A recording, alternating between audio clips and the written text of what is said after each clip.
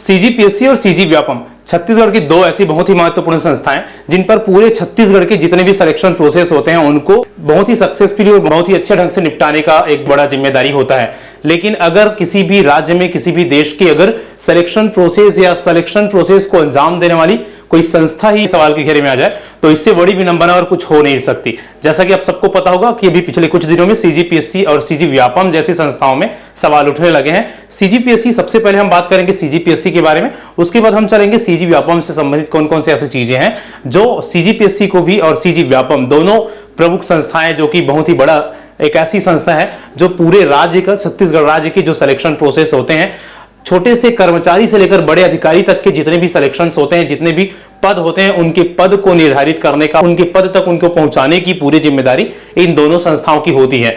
देखिए, जैसा कि आप सबको पता होगा कि पिछले कुछ दिनों में सीजीपीएससी का जो रिजल्ट है वो सवाल के घेरे में है। न सिर्फ ये वाला रिजल्ट बल्कि पिछले कुछ सालों में जो भी रिजल्ट्स आए हैं सीजीपीएससी के वो कहीं ना कहीं सवाल के घेरे में रहे हैं। कारण क्या है इसको अच्छे से आप समझते हैं। देखिए, अभी आपने देखा होगा कि सीजीपीएससी के रिजल्ट्स आने के बाद सीजीपीएससी के जो आंसर शीट थे उनके बहुत सारे फोटोज वायरल हो रहे थे।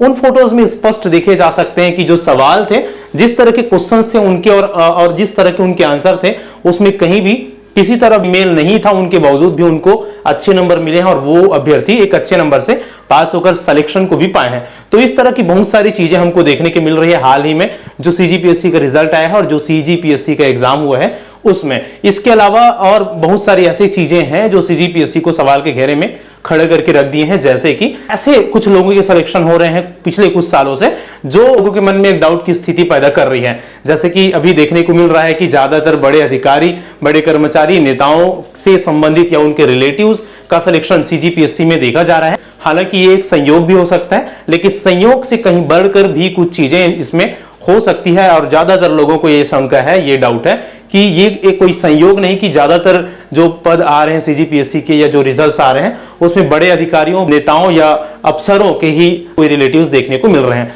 तो ये कुछ ऐसी चीजें हैं जो पिछले कुछ समय से सीजीपीएससी जैसे संस्था को सवाल के घड़े में या एक डाउट वाली स्थिति में लाकर खड़े कर दिए हैं। देखिए, एक ऐसा समय था जब सीजीपीएससी और सीजी व्यापम की जो ऑथेंटिसिटी थी, जो इनकी वैधता था, उस पर किसी भी तरह से इस तरह से डाउट या शंका नहीं थे। एक समय था जब पूछते थे कि क्या सीजीपीएससी और सीजी व्यापम जैसे संस्थाओं में इस तरह की चीजें या कोई सेटिंग जैसी चीजें हो सकती है, तो नहीं कहने में कोई हिचक नहीं होती थी या सीधा सीधा 100% श्योरिटी के साथ ये बोलने में कोई हिचक नहीं होता था या असमंजस फील नहीं होता था कि नहीं, इन संस्थाओं में ऐसे कोई चीजें बिल्कुल भी नहीं होती और जो भी चीजें होती है, जो एग्जाम कंडक्शन होता है वो निष्पक्षता के साथ होता है, जो आंसर की चेकिंग होती है उसमें किसी भी तरह का कोई भी नेगेटिव चीजें या नकारात्मक चीजें नहीं होती। लेकिन अभी वो समय नहीं रहा। अभी एक ऐसा समय है जब अगर कोई पूछता है कि क्या सीजीपीएससी, सीजी व्यापम जैसी संस्थाओं में सेटिंग से इस तरह की कोई चीजें देखने को मिल जाती है, तो जो सर्कमस्टेंसेस, जो माहौल क्रिएट हो चुके हैं पिछले कुछ समय में, उनको देखते हुए ये 100% श्योरिटी के साथ नहीं बोला जा सकता, पूरी तरह से निसंकोच भाव से इस चीज को नहीं कहा जा सकता कि नहीं, इन संस्थाओं में ऐसे कोई चीजें नहीं होती। ये कुछ चीजें बदली है पिछले कुछ समय में। अगर हम बात करें स्पेशली सीजीपीएससी जैसे संस्था का और उनके रिजल्ट्स का और उनके जो भी प्रक्रिया है उन सभी चीजों का, ये ऐसी संस्थाएं हैं जिन पर बहुत ही बड़ी जिम्मेदारी है पूरे शासन व्यवस्था को चलाने वाले जो अधिकारी और कर्मचारी हैं उनको नियुक्त करने का। अगर कोई फिल्टर मशीन ही खराब है तो उनसे फिल्टर होकर निकलने वाली चीजें तो खराब होंगी, और वो जो खराब चीजें हैं वो पूरी व्यवस्था को किस तरह से खराब करेगा ये डेफिनेटली समझा जा सकता है। तो ये सीजीपीएससी और सीजी व्यापम जैसी जो संस्थाएं हैं उनके ऊपर पूरा व्यवस्था का बागडोर निर्भर होता है।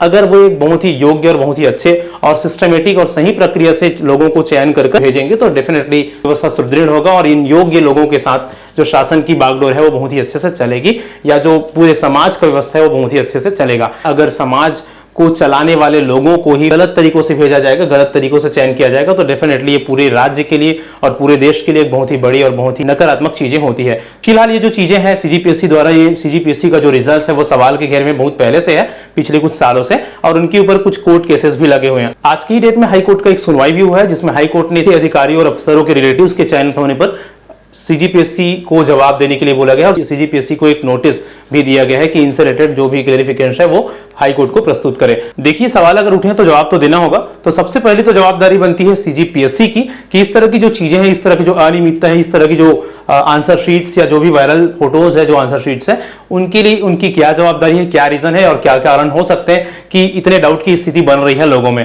उसके बाद सेकंड जवाबदारी होती है शासन का कि शासन इस स्तर पर या अपने स्तर पर चीजें जो चल रही है उनके लिए क्या कार्यवाही करती है, क्या इनके लिए कुछ स्तरीय जांच समिति बनाकर इनकी जांच करवाई जाती है और जो भी दोषी मिलते हैं उनके खिलाफ सख्त कार्रवाई की जाती है। तो ये कुछ चीजें जरूर होनी चाहिए। अगर इस तरह की चीजें हैं तो इनकी जांच होनी चाहिए और उन जांच के बाद अगर कोई दोषी पाए जाते हैं तो डेफिनेटली उनके ऊपर एक कड़ी कार्रवाई किया जाना चाहिए ताकि इन फ्यूचर इस तरह की जो अनियमितता है, इस तरह के जो भ्रष्टाचार है वो देखने को हमको ना ही मिले। आगे चलिए बात करते हैं सीजी व्यापम का। तो जैसे कि आप सबने देखा होगा कि सीजी व्यापम के पिछले कुछ जो एग्जाम्स हुए हैं वो भी सवालों के घेरे में रहे हैं और उनके कारण सीजी व्यापम के ऊपर भी खासा सवाल उठे हैं। अगर हम बात करें पिछले बड़े भर्तियों का तो हम ले सकते हैं शिक्षक भर्ती एग्जाम हुआ था। अगर इन एग्जाम के मॉडल आंसर को देखेंगे या क्वेश्चन को देखेंगे तो इतनी बड़ी संस्थाएं क्वेश्चन पेपर्स भी प्रॉपर या बहुत ही अच्छे तरीके से सेट नहीं कर पाती। इससे बड़ी विडंबना कुछ नहीं हो सकता, क्योंकि अगर आप देखेंगे तो क्वेश्चन को चेंज करने की जरूरत पड़ती है।